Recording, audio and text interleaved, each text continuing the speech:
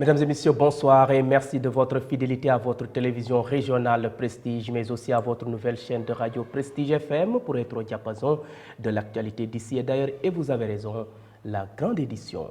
Au sommaire, Thiès a abrité hier mercredi une rencontre axée sur la mise en œuvre du projet de mise en échelle des écoles sensibles au genre et le succès des jeunes filles.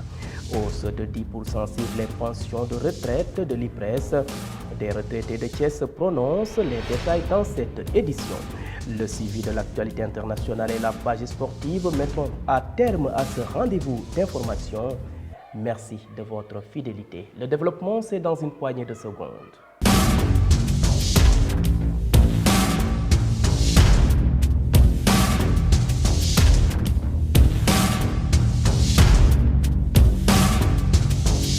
Bienvenue et démarrons ce rendez-vous d'actualité par l'éducation. Thiès a abrité hier mercredi une rencontre axée sur la mise en œuvre du projet de mise en échelle des écoles sensibles au genre et le succès des jeunes filles. Une initiative de l'ONG FAWE Sénégal, traduisée par Forum des éducatrices africaines en partenariat avec l'inspection d'académie de Thiès.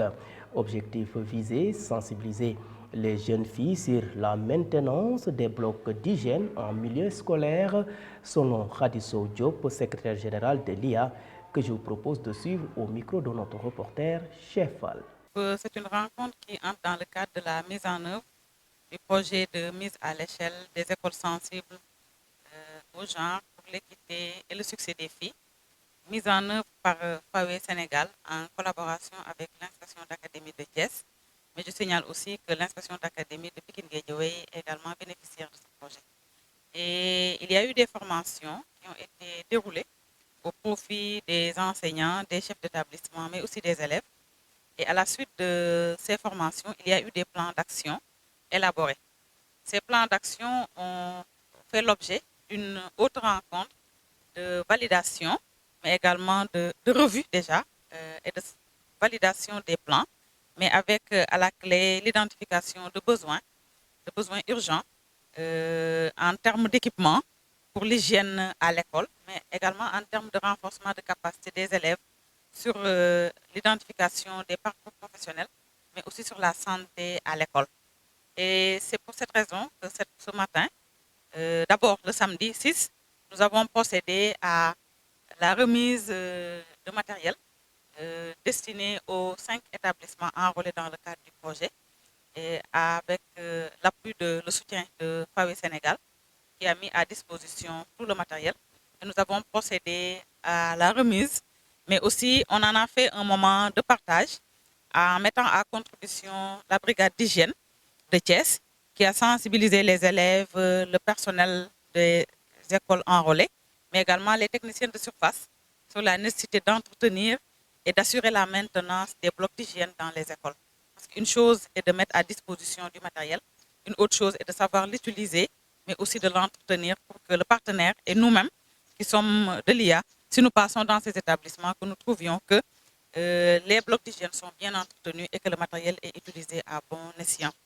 Le 6, c'était cette activité. Aujourd'hui, nous sommes là à la Croix-Rouge avec les 5 écoles. Nous avons des ressources que nous voulons partager avec les élèves. À rappeler que cette rencontre a eu pour cadre la Croix-Rouge de Thiès et a vu la présence des acteurs de l'éducation et des jeunes filles évoluant en milieu scolaire.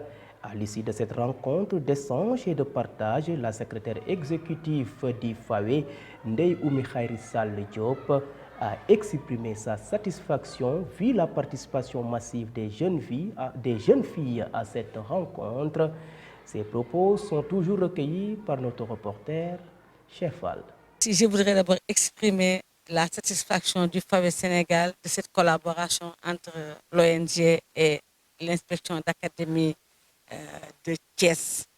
Une collaboration qui a débuté il y a cela 2 ans, mais qui a produit de très bons résultats grâce à l'engagement, à la diligence, à la disponibilité de l'IA et de notre point focal et du secrétaire général.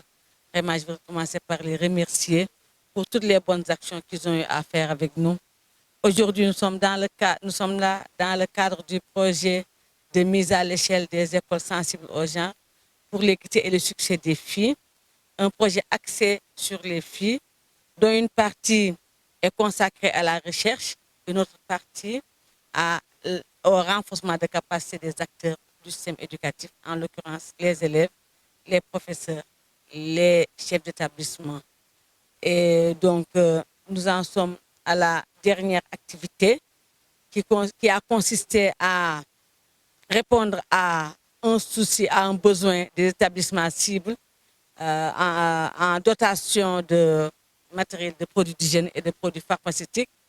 Et dans ce sens, l'IA, en collaboration avec le FOE, a innové parce que nous avons profité de la séance de dons pour inviter le service d'hygiène, l'IA du MES, pour inviter le service d'hygiène pour une démonstration.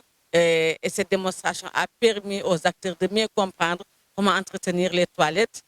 Aujourd'hui, donc, c'est la suite logique d'une activité individuelle par établissement. Nous en sommes à une activité commune où les 5 établissements sont réunis.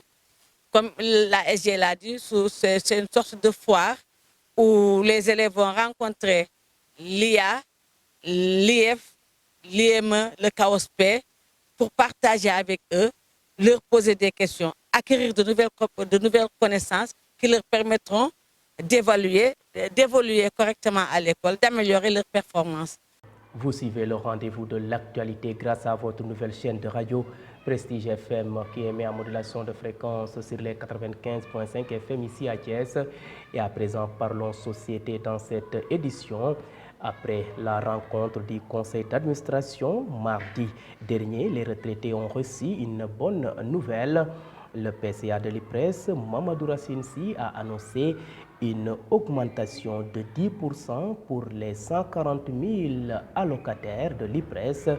Mamadou Diawara, un pensionnaire habitant à Thiès, magnifie cette promesse tenue par le président de la République, son Excellence Macky Sall. Il s'exprime au micro de nos stagiaires Rokhaya Diallo, Aïssatou Dem et Cheikh Diène. C'est une décision qui était attendue par les retraités de l'IPRES parce que c'était une promesse du président Macky Sall qui vient de concrétiser sa promesse parce qu'il avait promis aux retraités de l'IPRES qu'avant qu'il ne quitte le pouvoir, tous les retraités seront payés au SMIC, c'est-à-dire au minimum 52 000 par mois, ce qu'il avait promis. Et quand il a pris le pouvoir, la plupart des retraités étaient payés à moins de 25 000 francs par mois. Le salaire, quand ils ont été payés mensuellement, il y en a qui gagnaient 15 000, 17 000 ou 20 000 francs par mois. Macky Sall les a revalorisé leur pension à hauteur de 35 000 francs par mois. Mais il avait dit, je ne m'arrêterai pas à ces 35 000 francs. Avant que je ne parte, vous serez à 52 000. Donc, s'il augmente les pensions de 10%, il est en train de réaliser sa promesse parce qu'il reste un tout petit peu qu'il faudra qu'il fasse avant qu'il ne parte, ou bien le nouveau président qu'il accepte de réaliser cette promesse-là, c'est-à-dire faire tout pour que les vieux atteignent 52 000 francs par mois minimum. Ouais, mais quand on fait une analyse, on voit que depuis que Macky Sall est arrivé au pouvoir, il n'a jamais oublié les retraités de l'IPRES. Il a par contre un peu oublié les retraités du FLR, du service public. Parce qu'il a augmenté une seule fois les retraités du service public à hauteur de 25%. Une seule fois, pendant 12 ans. Alors qu'il a augmenté plusieurs fois les retraités de l'IPRES à hauteur de 10% à chaque fois. Alors que les retraités de la fonction publique n'ont eu qu'une seule hausse de 25% en 12 ans. Donc les retraités ne peuvent pas dire que Macky Sall les a oubliés. Macky Sall a beaucoup fait pour eux, mais ils demandent qu'au minimum qu'ils aient 52 000 le SMIC, c'est ce qu'ils demandent. Ils le remercient sincèrement et lui demandent de faire encore un effort, d'arriver à hauteur de 52 000. Et toujours concernant sur cette hausse de 10%, les avis sont partagés si cette initiative est magnifiée par certains retraités. Tel n'est pas le cas pour d'autres. C'est le cas de Ibrahim Assar qui estime que cette augmentation est très minime pour un père de famille. Ces propos sont recueillis toujours par nos stagiaires Rokhaya Diallo, Aïssatou Dem et Cheikh Diène. liggéey bi nga xam ne dama ko liggéey plus de 40 ans ba retraité muy liggéey Ce travail abattu pendant plus de 40 ans, nos salaires sont minimes, nos pensions ne valent rien. On est des pères de famille avec des enfants. On nous appelle pour des réunions incessantes et on ne nous paie jamais. Pour un père de famille, son pension doit dépasser au minimum 60 000. Vous êtes témoin, c'est l'État qui est à la cause de tout cela.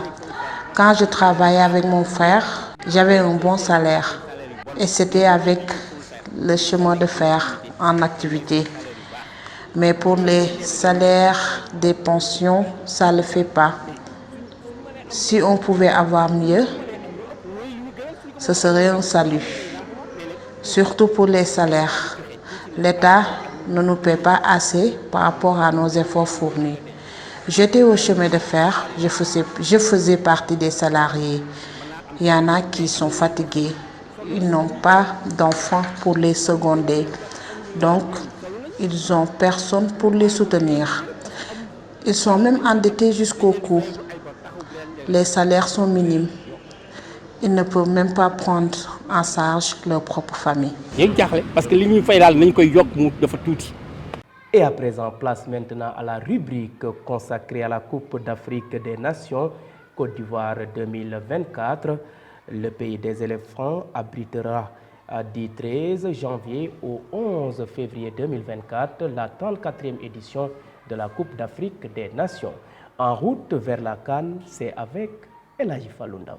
En route vers la CAN. Aujourd'hui, la dernière poule, la poule F, composée du Maroc, Tanzanie, RD Congo et Zambie. Le Maroc, les Lions de l'Atlas. 18 participations, un titre en 1976. Quart de finaliste aux Jeux Olympiques de 1972. Le Maroc est vainqueur de la Coupe d'Afrique. Il termine à la tête du tournoi en 1976 en Éthiopie, vainqueur de la Guinée, et atteint quelques années plus tard la 3e place en 1980 au Nigeria. Il fait honneur à l'Afrique. C'est le premier pays africain qualifié au second tour d'une phase finale de Coupe du Monde en 1986 au Mexique. 2004, le Maroc perd la finale à Tunis. La Tunisie chez elle bat le Maroc 2-1.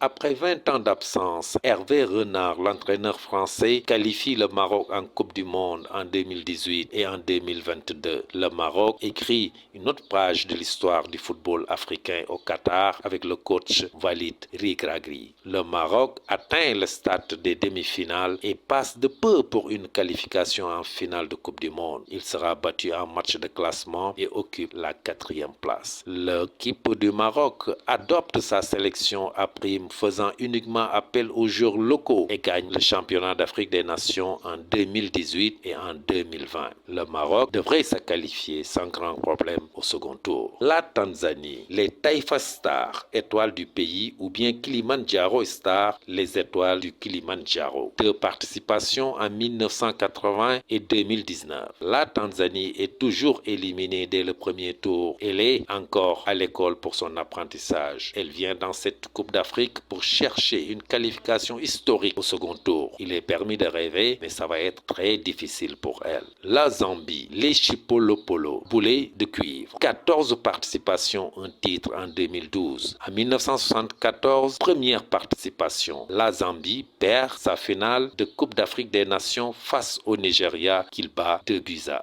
Absente en 1978, la Zambie va revenir. Elle est éliminée dès le premier tour avec une victoire 2-0 contre le Burkina Faso, un match nul 0-0 contre le Nigeria et une défaite 1-2, c'était contre le Ghana. Elle va revenir en 1982 et occupe la 3e place. 1990, la Zambie est demi-finaliste. Battue par le Nigeria en demi-finale, la Zambie bat le Sénégal pour la petite finale et termine à la 3e place. La Zambie gagne la Coupe d'Afrique des Nations en 2012. La Zambie qui bat la Côte d'Ivoire après la série des tirs au but 8-7. Après prolongation, les deux équipes faisaient match nul, 0 but partout. La RD Congo, les Léopards, 20 participations, 2 titres. Avec ces 2 titres remportés en 1968, vainqueur de Ghana 1-0 et en 1974, vainqueur de la Zambie 2-0, et ces 2 troisième place en 1998 et 2015, la République démocratique du Congo, qui est à sa 20e participation à la Coupe d'Afrique des Nations, se donne pour défi d'obtenir un troisième sacre dans cette 34e édition. Les Léopards font leur retour dans cette compétition. Ils avaient manqué l'édition de 2021 au Cameroun. Retenez que pour la première journée de cette poule F, c'est le mercredi 17 janvier 2024 au stade Laurent Pocou d'une capacité de 20 000 places et c'est à San Pedro.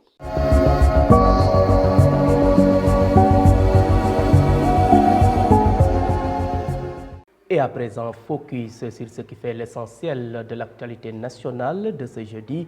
En vue de la présidentielle de 2024, le rassemblement Etoudiam appelle à une élection transparente et inclusive, nous dit Mambiram Sissegaï.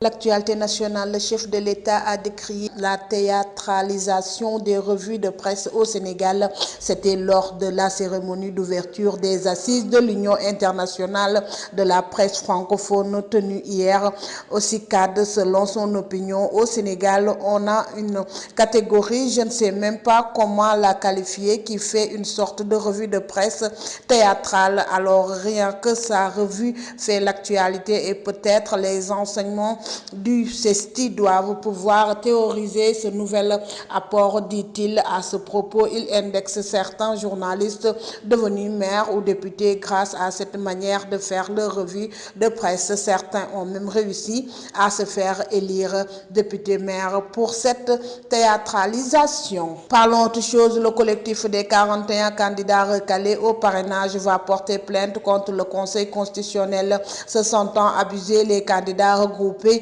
au sein de ce collectif compte poursuivre la bataille.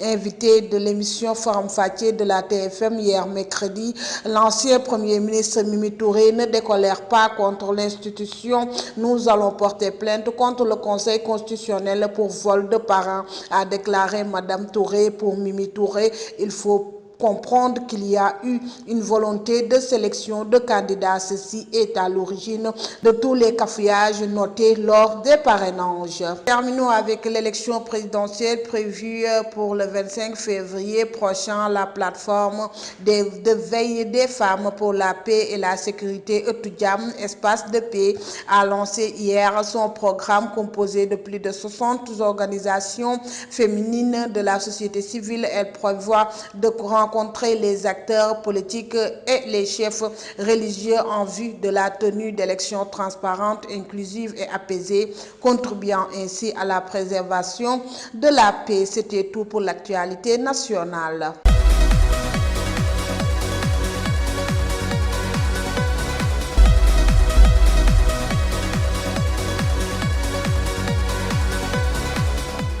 Et sur l'international, l'Afrique du Sud accuse Israël de génocide devant la Cour internationale de justice et demande un cessez-le-feu immédiat. Le suivi de l'actualité hors de chez nous, c'est avec Ramatoulaye Sissé.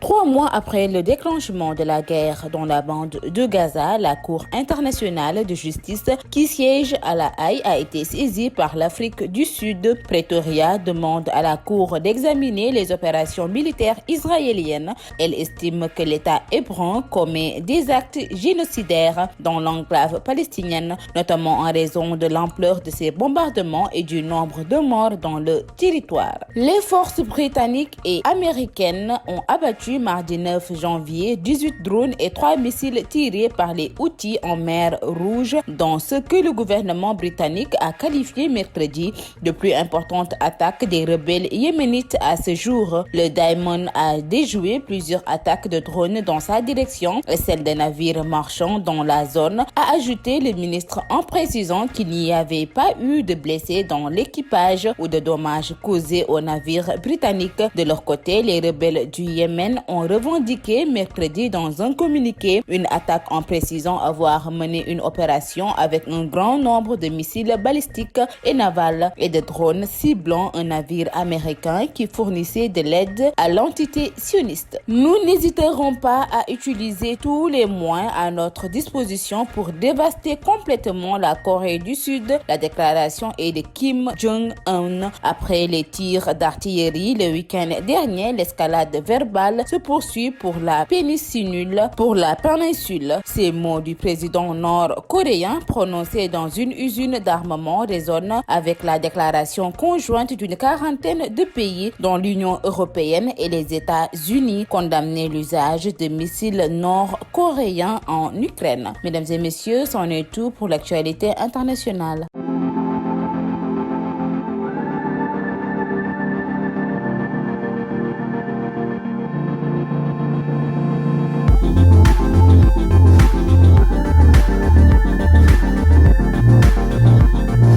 Et bouclons cette édition par une note sportive. Blessé à la cuisse après avoir été convoqué par Aliou Cissé, le portier des Lions, Seny Dieng, champion d'Afrique en 2022, a finalement dû déclarer forfait. Le suivi de l'actualité sportive de ce jeudi, c'est l'affaire de Adji Ramsek. Actualité sportive, équipe nationale du Sénégal, Seny Dieng réagit à son forfait pour la CAN 2023. Blessé à la cuisse et après avoir été convoqué par Aliou Cissé, Seny Dieng, champion d'Afrique en 2022, a finalement dû déclarer forfait pour disputer la Coupe d'Afrique des Nations avec l'équipe nationale du Sénégal. À travers ses réseaux sociaux, le gardien de but de Middlesbrough a réagi, je cite: comme vous pouvez l'imaginer, je suis très triste de quitter la tanière si proche du début de la compétition, confie le joueur de 29 ans. Je souhaite tout le meilleur à l'équipe de conserver notre titre. Je vais travailler fort pour revenir le plus vite possible sur le terrain. Seny va désormais retourner en Angleterre pour poursuivre sa convalescence. Toujours dans cette perspective de CAN 2023, sans oxygène dans son avion, la Gambie rebrousse chemin. Les joueurs gambiens se trouvent actuellement à Banjul après avoir décollé de l'aéroport en partance pour la CAN 2023. Le vol a duré 9 minutes en vol quand l'équipage s'est rendu compte et a immédiatement demandé à revenir à Banjul. Lors de l'atterrissage, les enquêtes préliminaires ont indiqué qu'il y avait une perte de pression de la cabine d'oxygène. Cependant, l'équipe technique de la société exploitante du vol, Air Côte d'Ivoire, évalue plus avant la situation pour déterminer ce qui a causé le manque d'oxygène et de pression des cabines, explique la missive. Notons qu'à travers sa missive, la fédération gambienne rassure que les membres de la délégation sont en bonne santé et en sécurité. Pour le moment, ils ont rebroussé chemin et se trouvent dans un hôtel gambien. Terminons cette note sportive en Espagne. Le Real de Madrid bat l'Atlético 5-3 en thriller à temps supplémentaire pour atteindre la finale de la Supercoupe d'Espagne. Après les propres objectifs des erreurs de but et un jalon d'Antoine Griezmann, le Real de Madrid a protré l'Atlético Madrid en passionnant la victoire supplémentaire en demi-finale de la Supercoupe d'Espagne en Arabie Saoudite. 2 buts tardifs ont remporté à Madrid une victoire de 5-3 sur son rival dans un match dans lequel Griezmann a dépassé Luis Aragonés en tant que meilleur buteur de tous les temps de l'Atlético avec 174 buts. Madrid jouera la finale de dimanche contre Barça ou Osasuna qui se réunira jeudi à Riyad. C'en est tout pour cette note sportive. Merci donc à vous, Adji Ramsek, pour l'actualité sportive. Ainsi s'achève ce rendez-vous d'information. C'était le journal de ce jeudi 11 janvier 2024. Vous êtes très nombreux à nous suivre à l'étranger grâce au réseau IPTV. D'autres optent pour nos différentes plateformes, à savoir le site d'information www.prestigethies.com, les pages YouTube et Facebook Live de Prestige. Et mention spéciale à nos auditeurs qui nous ont suivis grâce à cette nouvelle chaîne de radio Prestige FM qui émet en modulation de fréquence sur les 95.5 FM ici à Thiès. Et gardez la fréquence sur les 95.5 d'un moment à l'autre. Fatou Fall Gueye pour le suivi de l'actualité en Wolof. Merci et bonne fin de soirée.